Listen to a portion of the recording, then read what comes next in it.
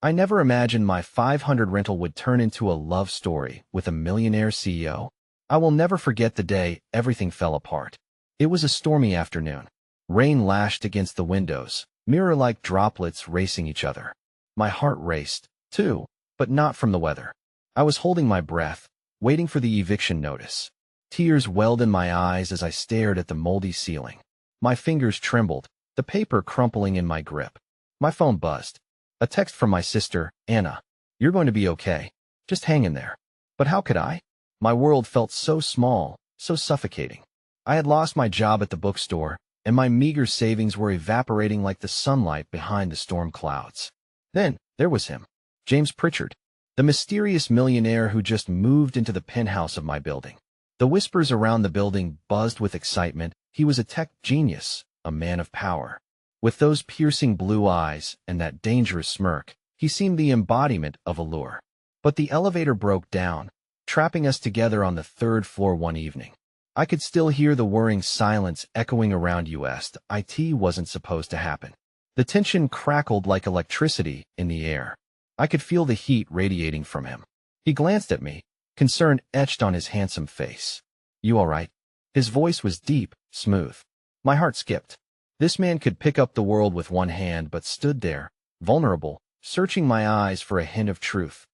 "Yeah, just a little overwhelmed," I stammered, wet cheeks betraying my calm facade.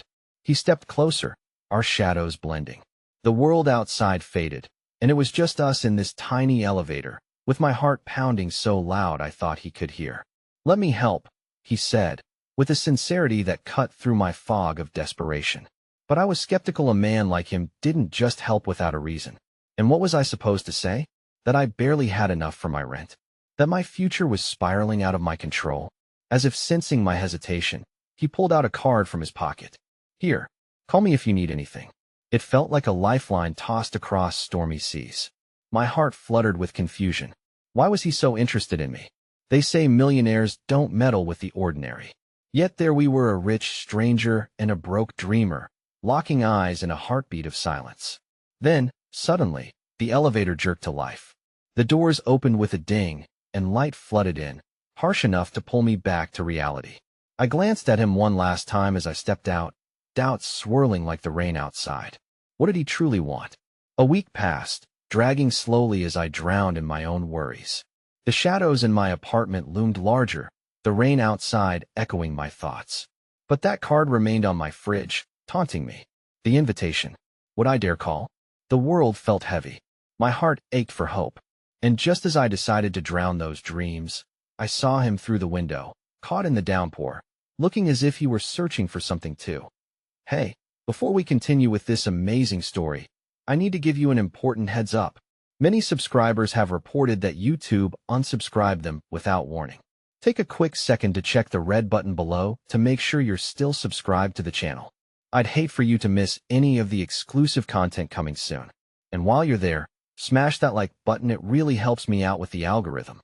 Oh, and tell me in the comments, which city are you watching from?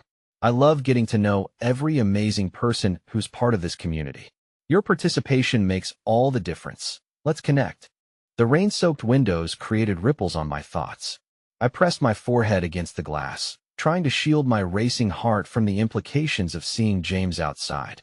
He looked lost, hair clinging to his forehead, the fabric of his shirt outlining the strength beneath it. My heart twisted, not just at his appearance, but at the idea that perhaps he cared enough to be searching for me. As he turned to walk away, something gripped my insides, a plea for action I couldn't ignore. In a heartbeat, I grabbed my keys and dashed down the staircase, slipping on the sopping wet ground as I sprinted toward the entrance. By the time I reached the lobby, he was gone. The echo of the door slamming behind me reverberated through the stillness. Disappointment washed over me, mixing in with the taste of rain as I caught my breath, only to feel a presence behind me. "Are you all right?" It was James, stepping from the shadows of the awning, his concern palpable even through the downpour. "I thought you might need this." He came closer, holding out a bright yellow raincoat, a gift from some charity event he'd recently attended. I blinked, incredulous. "Why do you keep coming to my rescue?" His expression softened, and I could see genuine warmth in his eyes. "You look like you were having a hard time." I wanted to make sure you got home safely. It was a small gesture, but in a moment where the world felt imploding, it became a beacon of hope. Those tangled feelings of confusion began to unravel, as doubt and worry ebbed just a little. "Thank you," I murmured, slipping the coat over my shoulders. It smelled like him, fresh and rich, a mix of cedar and mystery. That we stood close, the rain still cascading down, but somehow a new energy hung between us. "You really don't have to do this," I finally said, wanting to peel back the layers surrounding my heart. "I'm sure you have better things to do than worry about someone like me." "Someone like you?" His brow furrowed, and I could see the hurt in his eyes. "You're not someone like me. You're different. You have something worth fighting for." Beneath the weight of his words, the storm in my heart quieted, if only briefly. But just as I felt a flicker of something more bloom between us, my phone buzzed again, the crackling sound cutting through the moment like thunder. It was from my landlord. "Rent is due tomorrow." No exceptions. Reality crashed back over me, cold and unyielding. I stared at the screen, my heart sinking deeper, the rain washing away the courage I had just grasped. "Is everything okay?" James asked, breaking my trance. I managed to nod, though everything felt far from okay. The words swirled in my mind as I asked the question I'd been terrified to let escape my lips. "Can I ask if you really meant it when you said you'd help?" He studied me for a moment, and for the first time, I saw a softness that hinted at his own struggles. "Of course I meant it. I want to help, but only if you allow me. And what if I can't? What if your help comes with strings attached?" "It won't, I promise. But help isn't just about money. It's about connection, trust. You don't have to face this alone." Hope tempted me, swirling just out of reach, but fear anchored me down. How could I let him in when I felt so lost? My vulnerability lay bare, a deep chasm opening in my heart, filled with doubts. "I don't know. Everything is overwhelming," I whispered, my voice trembling. "We can figure it out, piece by piece. Just let me in." Just then, a crack of lightning illuminated the sky, and a sudden roar of thunder followed. I shivered, both from the chill of the storm and the intensity of his gaze. In that moment, I faced an unexpected realization. Trusting him might be the key to unraveling my turmoil. But could I bear the risk? What would it cost me? "Please," he said softly, "don't let fear hold you back. I can help in ways you might not even imagine." It weighed heavy on me, a conflict between safety and the potential for hope. My heart thirsted for more, yet my mind screamed to retreat. Before I could respond, the shriek of a nearby emergency vehicle flooded my senses. The ground trembled beneath us. James took a step closer, our shoulders barely touching, igniting a spark that felt electric. "They'll take your silence as a yes." Then, he said gently, a hint of mischief glinting in his eyes. But just as our moment reached its precipice, an explosion of thunder drowned his words, sending a chill racing through me. My heart raced as I turned toward the street, where the emergency lights flashed a warning. My instincts kicked in. Something wasn't right. Pulling away, I looked at him, a mix of fear and intrigue twisting my gut. "What was that?" His expression shifted, the concern deepening. "Let's find out." As we rushed out into the night, my heart hammered not just from the storm, but from the possibilities unfurling before me. I could no longer tell where the rain ended and my tears began. But one undeniable truth remained. Everything was about to change. As we approached the commotion, the howling wind seemed to amplify the chaos. Flashing lights painted the scene in unsettling strokes of red and blue. My heart raced not only from the fear of the unknown, but also from the unexpected thrill of having James beside me. "What's happening?" I asked, but the cacophony swallowed my words. "Stay close," he said, anchoring my arm as we navigated through the gathering crowd. We pushed through the edges of the crowd, the glow from the police vehicles illuminating faces twisted in concern. The air was thick with apprehension, and a few voices of those who had witnessed the event filtered through, their stories mingling into an indistinct blur. "An accident," someone finally confirmed. It was a flat statement, loaded with the tension we all felt but hadn't been able to articulate. My stomach churned, wishful thoughts whispering that it could be anything but what we feared. As we approached the scene, the sight that met us shattered the fragile sense of safety I had clung to. A crumpled car lay in a ditch, steam rising like a phantom in the night air. People hovered around, some calling for help, others simply standing in shock. I felt a tug towards the vehicle, an instinct driven by a mix of horror and empathy, but James' grip tightened on my arm.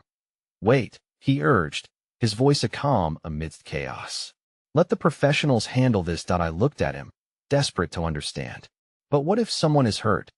Just then, a woman broke away from the crowd, a streak of fear lacing her features. "My husband. He was in there. Please." Her voice rose, raw and desperate, and something inside me snapped. "I can't just stand here," I reacted instinctively, shaking off James' hand and sprinting toward the scene. "Wait," he called, but adrenaline propelled me forward. I wasn't sure what I could possibly do. I wasn't trained. I was just a spectator in a world where people often turned their eyes away from suffering. But something deeper compelled me, a need to help that I could no longer ignore. As I neared the wreckage, a paramedic was already trying to pry open the door. "I need help," he shouted. The urgency in his voice pushed me forward. "Can you hold this for me?" I jabbed my focus at him, taking the flashlight he offered. With my hands steady for the first time tonight, I illuminated the dark space inside the vehicle. In that moment, I locked eyes with a man who was bloodied and motionless within. A chill raced through me, freezing the warmth that had just blossomed between James and me moments before. The sight stole any remaining breath from my lungs. "Hang in there," I shouted, but doubt swept over me. Beyond the man, the unease in the air thickened. I glanced back, desperately searching for James, hoping he could offer reassurance. But when my eyes met his, I saw something else entirely: fear. "I told you to stay back," he bellowed, rushing forward, each step filled with urgency and determination. I wanted to scream back at him, to tell him that I had to stay. I couldn't leave this man behind, voiceless and vulnerable. But all I managed was a look, my pleading eyes asking for his understanding. "Help is coming," James yelled, then froze for a moment, searching my face for answers, his own emotions turbulent as the storm raging above us. Just then, a shout erupted through the air, pulling everyone's attention away momentarily. "Over here." I turned my head just long enough to catch a glimpse of a child, no older than 7, tangled among the onlookers. Sobbing, he pointed towards the vehicle. "My mom. My mom is still in there." No, my heart plummeted. Meanwhile, I felt James' hand tense at my back. "Get the boy away," he urged, but it was drowned out by the swelling panic rising around us. Before I could process the chaos, an unnatural silence fell over the scene as everyone absorbed the reality of the moment. Morbid curiosity crept through the crowd, but the mother's absence seized our hearts. Despite the shock immobilizing those around me, I found a flicker of resolve in me. "We have to help him," I whispered, staring up at James, who wore a storm of his own. "That won't solve anything," he said, almost pleadingly. "It might not. But we can't ignore them." The weight of his gaze felt heavier now, but something in his eyes shifted, igniting sparks of courage I didn't know he had. "All right," he conceded. "Together, then. But let's do this safely." As he stepped forward, the rain intensified, pouring mercilessly over us, blending into the tears washing down the child's cheeks. I breathed in the scent of earth and desperation, every heartbeat thrumming with a mix of dread and determination. But as we advanced towards the wreckage, a cracking sound sliced through the air, and suddenly a shadow loomed above. With horror, I realized something was about to shift. I turned in alarm, just in time to witness a haphazardly parked vehicle, slipping down the slope of the road, barreling toward us. My mind screamed for action, my heart pounded in sync with the approaching chaos. "James, watch out." Our connection fractured in an instant. Time slowed as I lunged to pull him back, but I could only watch in horror as everything spiraled into darkness. Just as hope surged with the slightest flicker in my chest, it all slipped away, trapped in a tempest of uncertainty. The world around us became a blur, as if the rain transformed everything familiar into an impressionist painting, smudged and chaotic. My breath caught in my throat, each heartbeat drumming louder than the last. The screech of the tires on wet pavement filled my ears, the sounds of chaos fading away as I focused solely on James. He turned, eyes wide with shock, and for a fleeting moment, I felt a surge of warmth, the dangerous line drawn between us, one that neither of us was fully prepared to cross. I reached for him, pulling with whatever strength I had left, but the force of safety was stronger than the gravity of fear. The other vehicle veered closer, inches from us, and I ducked, bracing for impact. Everything slowed. The rain dripped in slow motion, each drop an eternity. An eerie silence enveloped me. Then, with an agonizing crash, the car collided with the wreckagean explosion of glass and metal that shattered the night. Time returned in a rushing tide, and I scrambled to my feet, heart racing with a primal instinct to protect. I turned back to James, our eyes locking, sharing a whirlwind of unarticulated fears. But then, anger blazed through me, ignited by the chaotic threat that had just unfolded. "Why didn't you move?" I shouted, overwhelmed by adrenaline and emotions I couldn't articulate. The world was falling apart, yet we stood there, suspended in our moment of vulnerability. I thought his voice trembled, unraveling as he searched for the right words, his larger-than-life facade cracking under the weight of despair. I thought I could handle it. Handling it would have meant running. I spat, my heart heavy with frustration and something deeper in unspoken worry I didn't want to face. Suddenly, a panic-stricken shout pulled us back into the moment. My mom.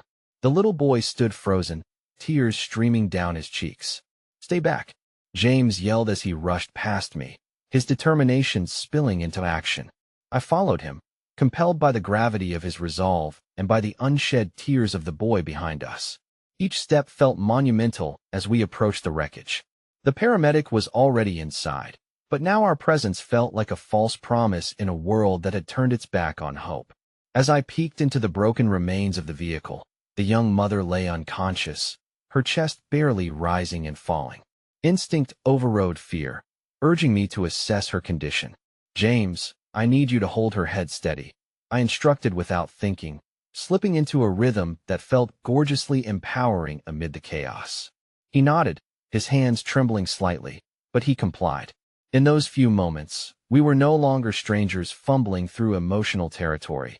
We were two people united by the gravity of the moment, fighting to reclaim lives on the precipice of loss. Another shout came from the crowd. "Ambulance is here." A flicker of hope ignited in my chest. But before I could embrace it, James turned suddenly, his face pallid. "The boy is still out there." In that breath, I remembered the boy's haunting eyes, filled with fear stronger than the storm. "He can't see her like this," I said, panic rising as I glanced back at the terrified child, now rooted to where he stood, body trembling. "Let me get him." James surged forward, his voice a solid anchor. I watched as he reached the boy, kneeling low to meet his tear-streaked face, shielding him from the sight of devastation. In that instant, I caught a glimpse of what made James different: his gentleness, his ability to be fiercely present when everything else seemed to fall apart. But just as quickly, I felt a yearning take root. It scared me more than facing the wreckage before us. Despite the wreckage surrounding us, he was a beacon against the storm.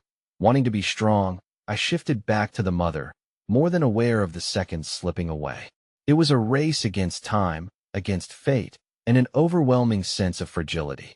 "Stay with me," I whispered, feeling my words mingle with the stillness around us. But the woman didn't respond. Suddenly, the paramedics jumped into action. "We need to get her out," they shouted, and I stepped back, allowing the professionals to take control.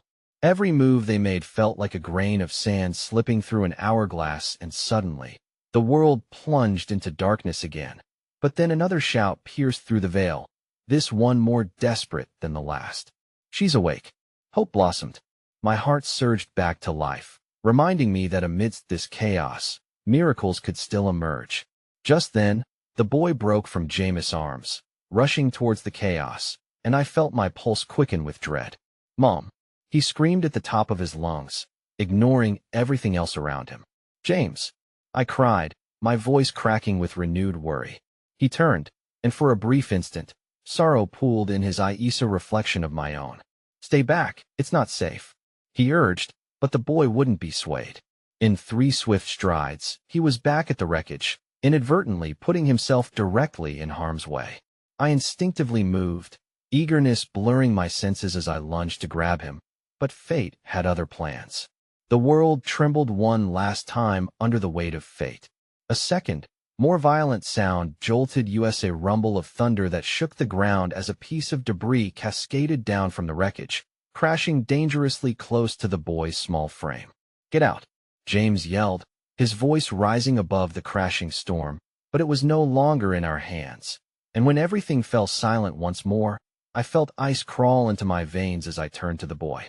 He stood there, wide-eyed, caught between two worlds, the life he knew and the reality of the moment.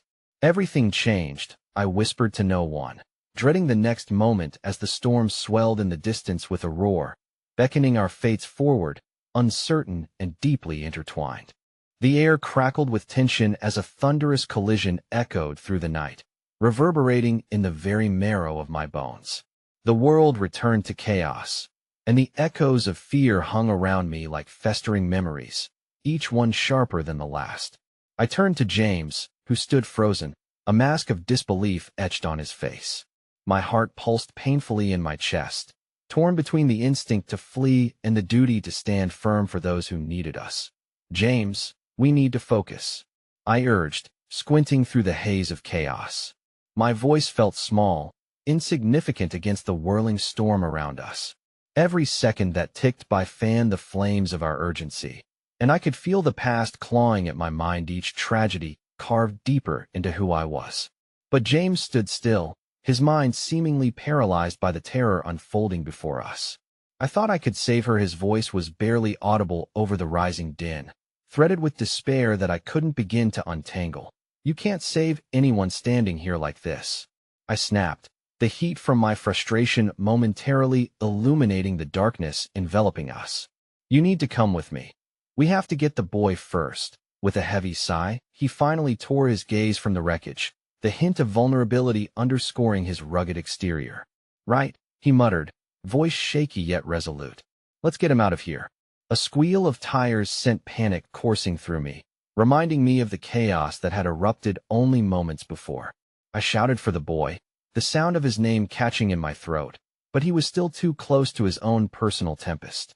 I pushed forward, heart racing, desperate to intervene, desperate to keep him safe, to shield his innocence from the harshness of loss. The moment felt heavy, filled with unspoken fears and dreams unrealized. That's when I saw her, an older woman in the crowd, breaking through the gathered onlookers. She approached the boy with fragile grace, extending her hand. A comforting smile, warm and welcoming, flickered on her lips. "Come here, sweetheart," she said, soothing yet firm, soothing as if to cradle his pain.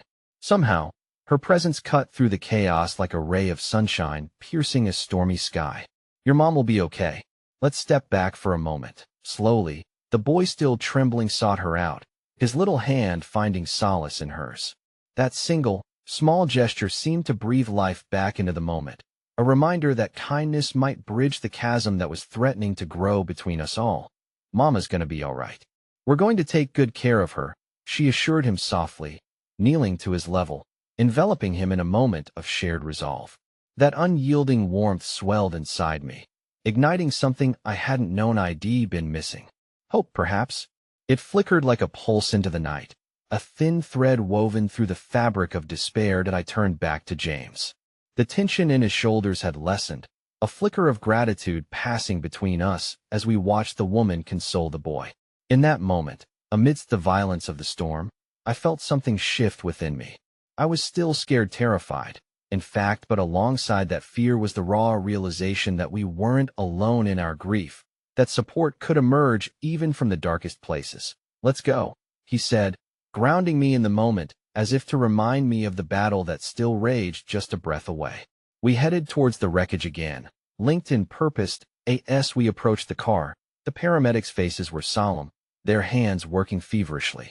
The mother showed signs of stability, but every breath was labored, each pulse a testament to her will to survive. In this chaos, I mentally steeled myself, refusing to succumb to the darkness that tried to envelope me. But as I crouched closer, an almost unbearable weight settled in my chest. I felt my body tremble with the burden of uncertainty. "What if she doesn't survive?" I whispered to James, the question hatching a new set of fears. "That we can't think like that. We have to focus on solutions," he said, his voice firm, yet a shadow of doubt glimmered in his eyes, mirroring my own. It was clear that despite his attempts to reassure us, We were both children lost in a storm. An eerie stillness fell over us like the eye of a hurricane, where a moment's peace belied the chaos that was about to erupt.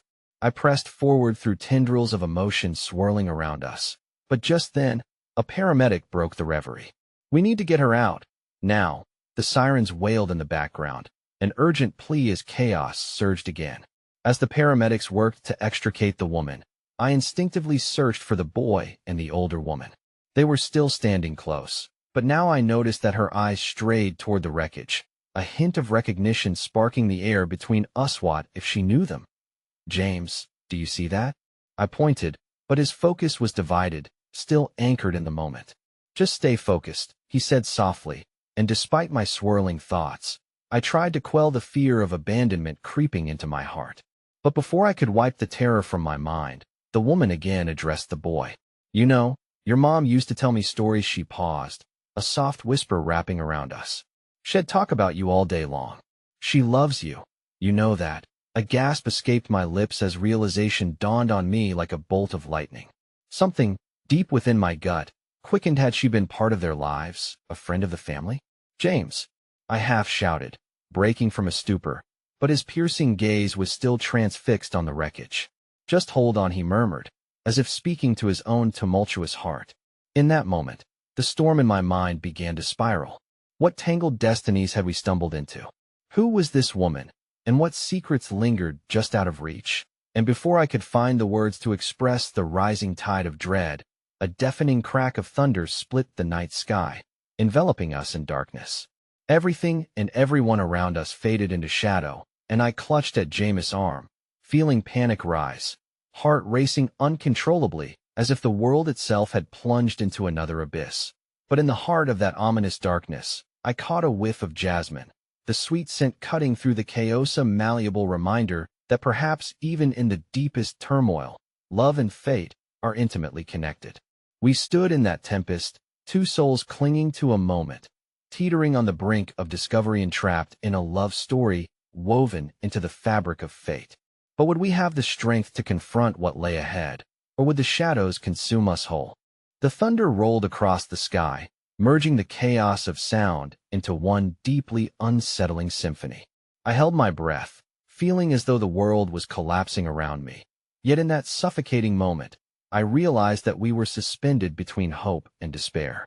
I glanced at James, his features washed in the dim light, a silhouette etched in determination and uncertainty. "James," I whispered, trying to break through the din. "That woman, if she knows the mother, maybe she can help. We need to." Before I could finish, a jarring cry pierced through the air, drawing both of our attention back to the wreckage.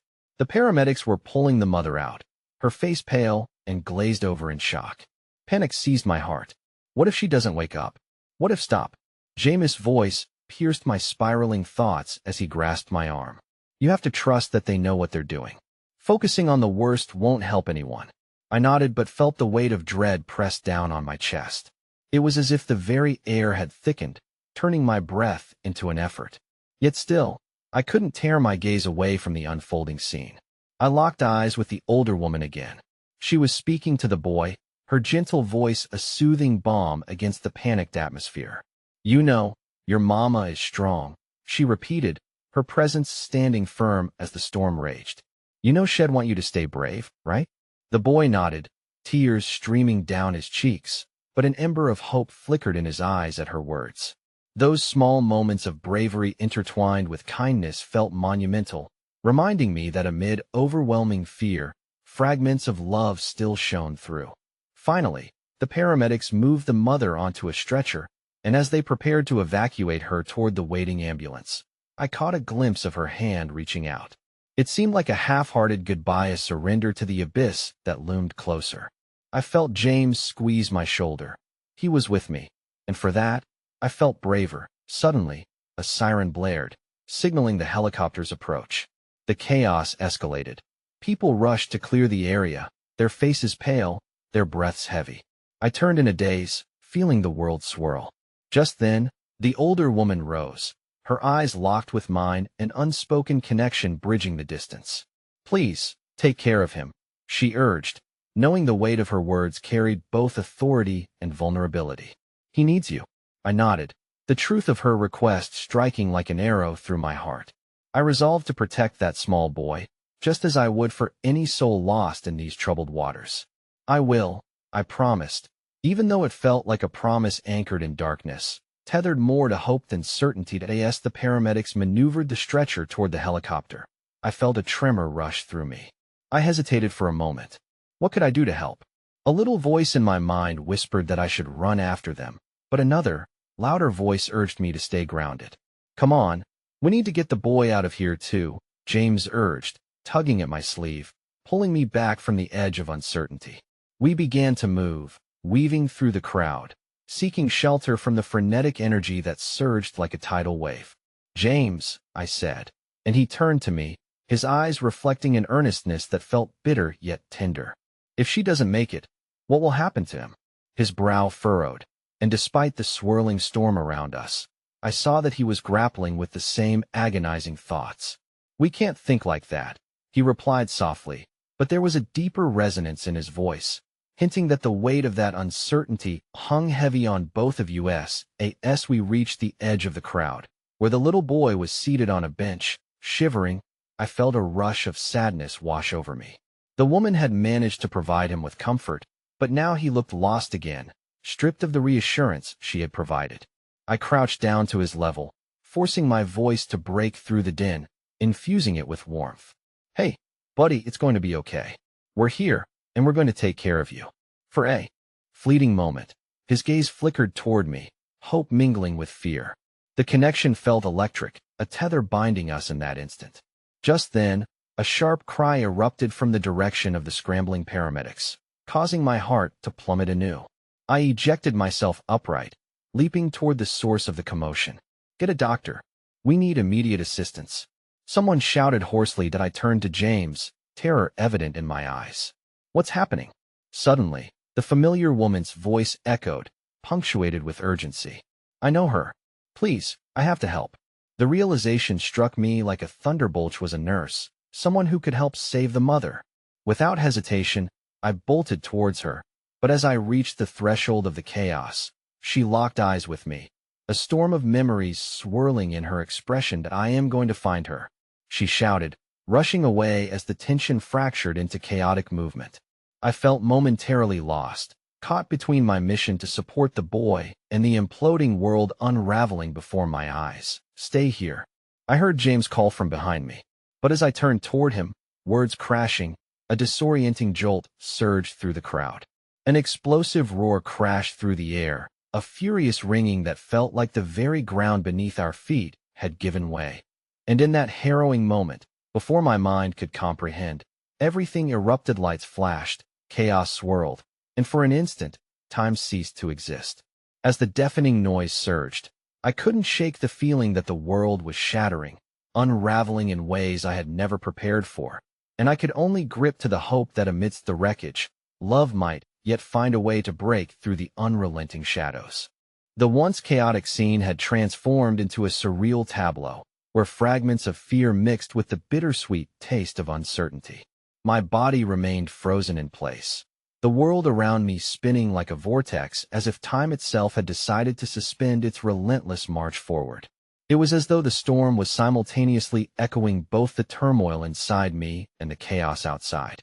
My breath caught in my throat as I faced the aftermath of the deafening explosion. The ringing in my ears drowned out the cries of anguish from those around me. But amid this cacophony, an unexpected calm washed over me when I felt a small hand slip into mine. I turned to the boy. His expression was fragile yet steadfast, his bright eyes flickering like tiny beacons of resilience against the surrounding darkness. It's going to be okay, right? He asked, his voice barely above a whisper. I knelt down, meeting his gaze head-on. It is. I promise. We're all going to be safe. My voice trembled slightly, but I fought to keep it steady. The hope that had kindled between us felt like a bridge, one that spanned the gap between despair and the slightest glimmer of possibility. Just then, another crack of thunder rolled through the sky, matching the wild pounding of my heart. The boy shivered, and I instinctively wrapped my arm around his shoulder. Let's find somewhere we can sit together, I suggested, trying to usher him away from the encroaching madness. James was still a few steps behind, his eyes darting between the many chaotic interactions. "Where do we go?" he asked, urgency underlining each word as he caught up with us. "Anywhere that feels safe," I replied, feeling that familiar twinge of protectiveness flare within me. Scanning the area, I spotted an unassuming blue tent slightly apart from the crowded temporary shelter erected for those who might need assistance. Without hesitation, I led the way, guiding the boy as we maneuvered through the throng of frantic people. Inside the tent, the sound of whimpering muffled slightly, providing a refuge from the pandemonium outside. A few medics were tending to minor injuries, and though the atmosphere was fraught with unease, it felt like a grounding space. We slipped inside, and I gently guided the boy to a bench in the corner. "Stay right here," I instructed with an intensity born out of fear for his safety. "He'll be back." As I turned to navigate the tent, hoping to find someone who could help with the boy's sedation, I was pulled back into the moment as James approached me with urgency. "There's something you need to see," he said quietly, his brow creased with worry. "What is it?" "Outside," he said, tipping his head toward the entrance. Hesitantly, I followed him back outside, squinting against the dim light filtering through the now thick cloud cover. In disbelief, I spotted the familiar woman, the nurse, her silhouette moving through the wreckage. She was alive, making her way toward a group of frantic paramedics. "Come on," James urged, his excitement palpable as he hurried toward her. I paused for a heartbeat, drawn inexplicably to her like a moth to a flame. Something in her presence resonated with a solemn echo of familiarity, as if she held answers to questions I had yet to articulate. I ran to catch up with James as we approached her, hoping against hope that she had news of the mother's condition. "Ma'am," James called out, and she halted, turning to us, breathless but steadfast. "Please, I'm trying to reach her," she pleaded, urgency etched on her face, her hands fidgeting at her sides. "I can help. She's a fighter. I know she is." "Who?" I blurted, grasping for answers in a whirlwind of despair. The nurse's gaze flicked between us, intensity coursing through her dark eyes. "Her name is Eleanor. She's my sister, and she's in danger." My heart raced at the revelation, the implications spiraling endlessly in my mind. I felt as though the ground beneath me was shifting. "What do you mean, danger?" The nurse looked towards the chaos receding beyond us, shadows clinging to the remnants of shattered lives. "There's something she doesn't know," she whispered urgently, a fear that transcended any physical wound evident in her voice. "If we don't find her soon, she may not make it." James exchanged a worried glance with me, and before we could press her for more, the ground beneath us trembled once again, this time less like thunder and more like an impending storm rolling in. "Please," the nurse said, her voice cracking slightly, "I need to find her before it's too late." The gravity of her statement knocked the air from my lungs. As chaos fell over everything once more, the very fabric of what we had been holding on to felt like it might unravel in an instant. It seemed that with the introduction of this revelation, new paths opened, yet each bore remnants of fear and uncertainty. I suddenly realized that this journey was far from over. With every heartbeat, I felt the weight of the promise I had Medito find the light amid the shadows, and now I stood before an unexpected truth that would change everything. "He'll help you," I said, my voice steadier than I felt inside. "We all will." In that moment, bracing to face the unknown, the connection between us felt intertwined with hope. Yet, as we prepared to navigate this new path, dread intertwined with anticipation, the sense that something irreversible sat on the horizon, waiting to reveal itself, ready to test our resolve once again. The storm, both around us and within our hearts, was just beginning to break. The air was thick with uncertainty, as the three of UCS, filled with determination and trepidation, fell into a tentative alliance, each step heavy with the weight of unspoken fears. The nurse's words echoed in my mind like distant thunder. "If we don't find her soon, she may not make it." The urgency propelled us forward, but my heart stumbled as the realization dawned that Eleanor's fate was now intertwined with ours, the stakes infinitely higher. James grabbed my wrist as we moved through the chaos, a grounding force amid the turmoil. "Where do we even start?" he asked, glancing around at the frantic faces and scattered debris. Before I could respond, the nurse spoke up, her voice steadying for a moment. "Eleanor was last seen at the community center. If anything happened to her, her voice trailed off, and she shook her head, as if to ward off the dark thoughts creeping in. We have to hurry. Nodding in agreement, I led the way through the eerily quiet tent as it filled with paramedics transporting the injured. The world beyond had transformed into a landscape of despair, where shattered hopes littered the ground like broken glass. We maneuvered through the remnants of lives disrupted, every step heavy with uncertainty. As we left the tent, the storm began to intensify, fat drops of rain punctuating the air like the drumbeats of a funeral march. Each gust of wind seemed to howl a warning. I stole a glance at James, whose determination had solidified into resolve. He was no longer the anxious boy who had followed me, but a steadfast companion ready to confront the unknown. When we reached the community center, the once bustling hub of activity was now a quiet shell, eerily reminiscent of the calm before a storm. In the shadows, faint cries resonated, an unsettling reminder of the vulnerability lingering around us. "Over there," the nurse exclaimed, her voice electrifying the air as she pointed toward a flickering light in the corner of the building. We moved swiftly, my heart pounding in time with the rhythm of our footsteps until we stood before a door, the threshold to the unknown. Pushing it open, the sight inside felt surreal. The remnants of a laughter-filled gathering lay scattered, intermingled with fear, a flimsy chair overturned, papers fluttering like the wings of trapped birds, and a single child's shoe resting against the wall. But what paralyzed me was the sobbing figure curled up in the corner. "Eleanor," the nurse called, and in that desperate whisper, I sensed the cracks of hope. The woman lifted her head, her face streaked with dirt and tears. Recognition ignited her features, and for a moment, time suspended as she stared back at her sister with disbelief. "Anna?" she croaked. A flicker of recognition ignited the space between them, but it was quickly swallowed by the shadows of fear that hung thick in the air. The nurse rushed to her, cradling her sister's face in her hands, eyes pleading for an answer. "I thought I lost you. We need to get out of here." Frantic, I shifted on my feet, desperate to help, but something held me back, a chilling sensation that pricked my skin. The room felt alive, the walls trembling under the weight of unspoken fear, as if the very air was imbued with despair. "Wait, what happened?" I asked, trying to ground the chaos that brewed just beneath the surface. Eleanor's eyes darted between us, a flicker of panic breaking through. "I heard someone," she began, her voice trailing off as if each word was another step down a dark path. "Who?" I pressed gently, suddenly feeling as if we teetered on the precipice of a deeper mystery. "I don't know," she stammered, the edges of her voice trembling like the flickering light above us.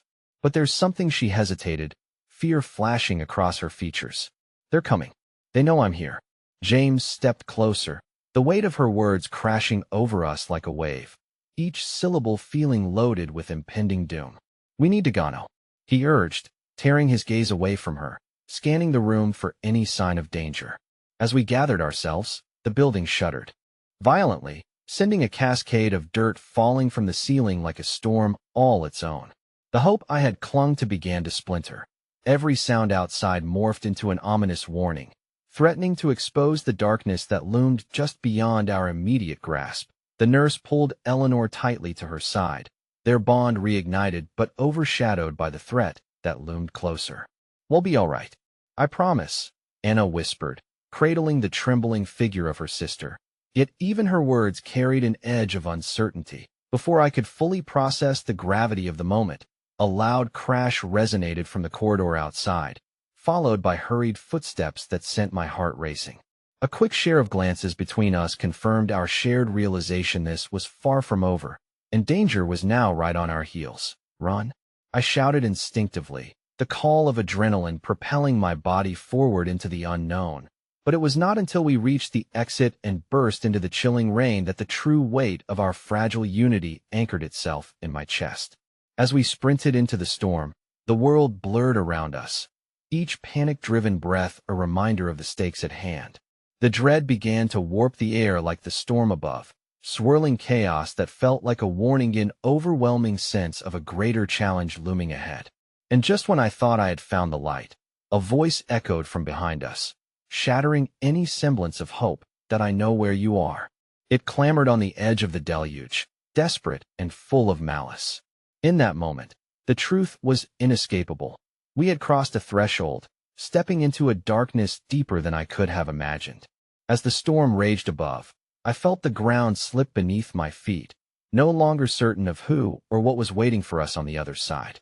The rain poured relentlessly, transforming the streets into rivers that swallowed every remnant of normalcy. Yet as we raced toward the unknown, a world still flickered around me. My heart felt like a pendulum, swinging between hope and despair, the leaden weight of Eleanor's fear echoing like an unyielding drumbeat in my mind. With James beside me, we dodged debris and clumps of mud, the wind howling a symphony of threats. The warm glow of distant streetlights illuminated our dashed silhouettes, urging us forward. But with each frantic step, doubt coiled tighter around my heart. How had we stepped into this tangled web of danger, and what were we truly running from? How far do we run? Eleanor gasped, her voice laced with fatigue and fear, even in the clutches of her sister's embrace. Until we're safe, I answered, forcing strength into my voice despite the clenching panic in my chest. But deep down, I was unsure of where safe even lay. The unknown had a way of lurking just out of sight. Ready to pounce, we stumbled into an alley, wedging ourselves between the jagged brick and shadowed nooks. My ears strained to catch the faintest whisper of pursuit amidst the rain lashing against the pavement. It was in that moment of stillness, as we huddled against the coldness, that I noticed a faint light spilling from the basement of an old, dilapidated building. Do you see that? I pointed towards the glow, feeling an unexpected flicker of hope rise in my chest. Maybe we can hide there.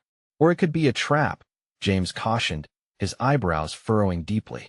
Perhaps, but it's a risk worth taking, I replied, my voice barely more than a whisper. It was easier to face the possibility of peril than to allow the storm and Ferdo dictate our choices. With a shared nod of resolve, we moved cautiously toward the door near the light.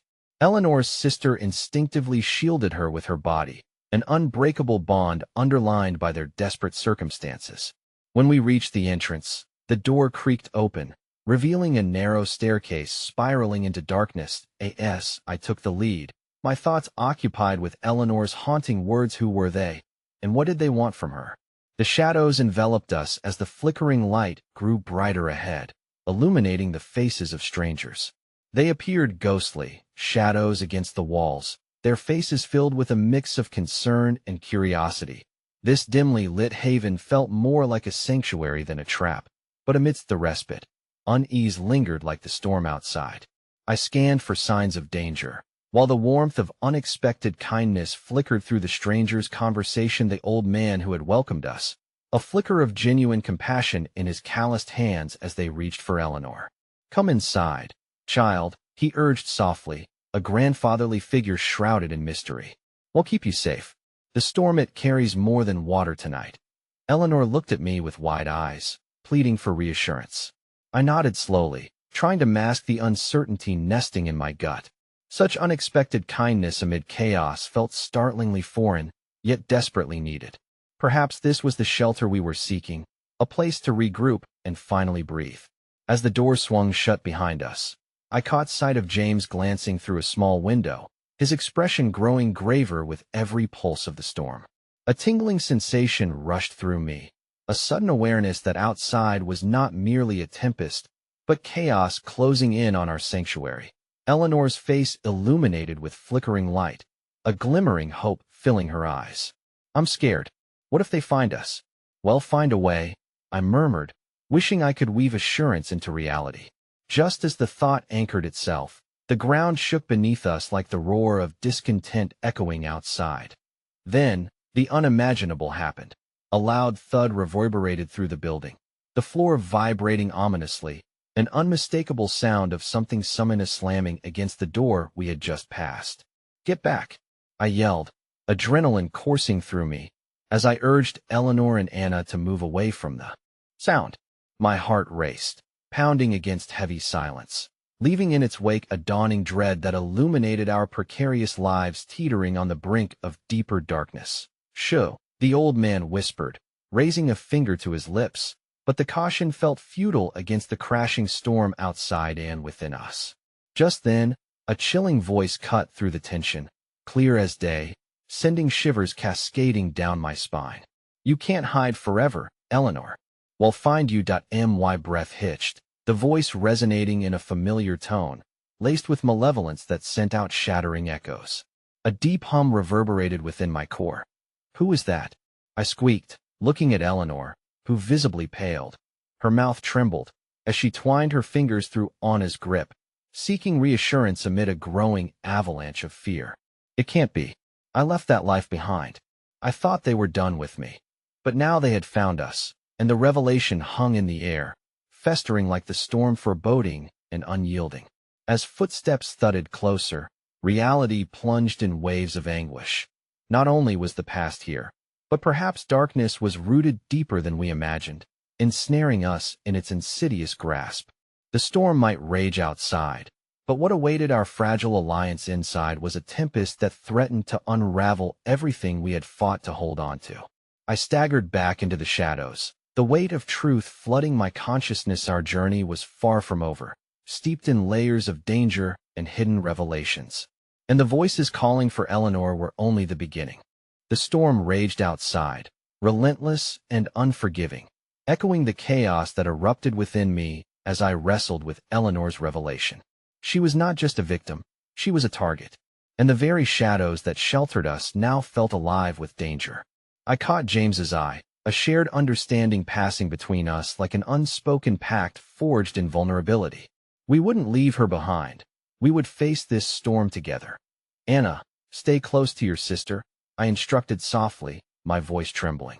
She nodded, pulling Eleanor tighter to her side, shoring up their connection like a shield around them.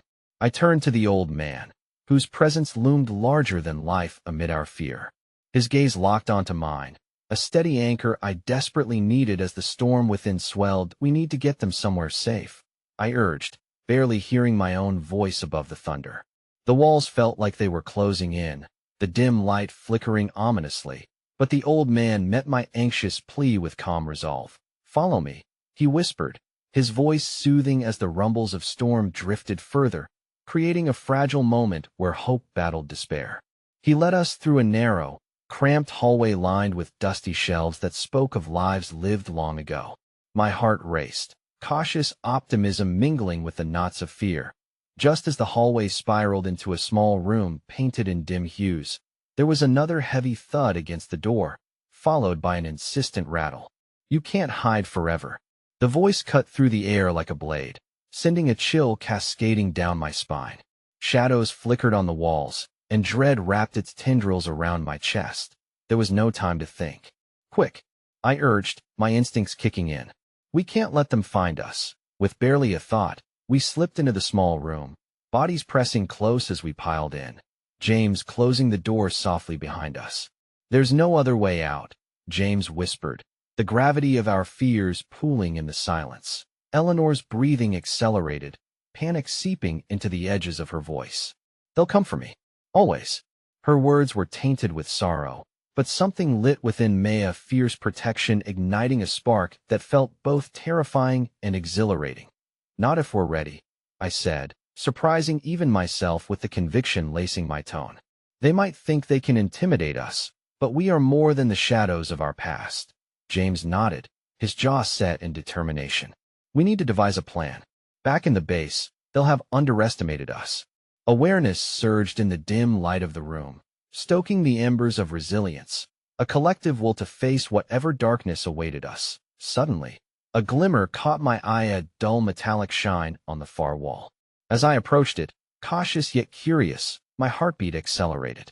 It was a window, not much larger than my hands, but it provided a sliver of a view. Peering through, a wave of relief washed over me. Could see the storm, chaotic and consuming, but distant figures moving around, searching. They're looking for you, Eleanor, I murmured, stepping back, the realization tightening my chest. We need to buy time. What are you thinking? James challenged, eyes flickering with both concern and intrigue. Distraction, I said, steeling my resolve. We can make noise, lure them away. You and Anna can stay hidden here with Eleanor, safe in the dark while I draw their attention, but Eleanor's face paled further at the suggestion. You can't do that. They'll catch you. If they get a whiff of fear, we'll lose everything, I countered, desperation pitting me against Eleanor's growing horror. We can't just wait for them to find us. Besides, I have something they want: the details of where I've been, and perhaps even more. James stepped forward, clearly unsure. We'll find a better way. We can't put you in harm's way. But I had already felt that fire sparking to life, and there was no way I would relinquish my power now that I am not afraid, I asserted, grounding myself in that newfound strength, determination hardening my resolve. They'll buy you time. I will not let fear control us. Then, let's do it together, James said. His gaze steady. With you no matter what. The room hummed with a shared sense of purpose, desperation morphing into a fierce surge of courage. I exchanged glances with Eleanor, whose eyes brimmed with unexpressed gratitude. In that moment of decision, we transformed from scattered individuals into a united front against an encroaching storm. Silently, we gestured for Anna to keep watch as we opened the door a crack, the heavy rain pouring outside only slightly muffling the world's sounds. The usurping tension in my gut twisted tight as we prepared to execute our plan. If they were in the storm looking for us, we could stage our own tempest, raw and rebellious. The moment the door creaked open, the shadows outside felt alive, pulsing with anticipatory danger. With a deep breath, I peeked outside. It was time. It was time to reclaim what was stolen, not just for me, but for Eleanor, for us all. Now, I called, and at once, we stepped out, drawing the uncertainty of the storm crashing back toward us. Darkness loomed ahead, but perhaps within it, we could carve out our own light even if we had to confront our deepest fears to do so. My heart thundered against my ribs as we sprinted into the edges of the storm, but as we weaved through the chaos, I sensed an unexpected warmth behind me. James was close, protecting, ready to stand firm against whatever darkness chased us. The voice echoed behind us again, growing fainter as we faded into the storm. They can't hide from me. Well, find them. But as we pressed on, the rain washed away our fear, our breaths melding with the rhythm of the storm. It was a reminder that while chaos may swirl around us, we could still maneuver through it, a testament to the strength that we had found within ourselves. And in that moment, lost in the pulse of the night, as the world unraveled and reformed in a whirlwind of rain and shadows, I grasped the truth. Amid the storm raging around us, together, we were fierce. We were unstoppable, that I felt the swell of something unyielding within me. We were woven into the fabric of fate now, battling side by side, ready to rise against whatever ebbed and flowed within the darkness. And as my footfalls quickened, igniting fire in my veins, I realized one truth would carry us through. Love could illuminate even the deepest chasms of despair. We would fight for ourselves, not just against our past, but toward an uncharted future, one where our hearts could finally be free. And in this storm, together, we'd create our own story, one where every fragment of fear would transform into a revelation, a gentle touch that could heal, a phenomenon that could draw bonds that glittered even in the darkest of night, that we pushed onward, the weight of our intertwined fates forging brighter paths, for even in the darkest storms, love was the light that could never be extinguished. As the rain poured down, it washed away our fears, and with it, the promise of tomorrow lingered just beyond the horizon, waiting for us to seize it. And between the flares of lightning, against the roars of thunder, we ventured forward, hearts pounding together in a greater symphony, because for the first time, I believed that we would emerge from the storm, entire and unbroken. In that electric moment, I understood what it meant to love fiercely, without reservation, because regardless of what awaited us, together, we had already transformed. In that storm, I realized love was not just a quiet whisper. It was the thunder that echoed in our souls, binding us against the fiercest of gales. It had pulled me through despair and lit the way toward hope. With every breath, every heartbeat, we drew closer, marching forward, united and unrelenting into the heart of the tempest, ready to uncover the truth that would lead us home. Each step resonated with a new melody, the symphony of our lives unfolding, deeper than the storm and brighter than the night. And just as the storm reached its crescendo, as the world collided with destiny, I whispered to the universe surrounding us, I am ready.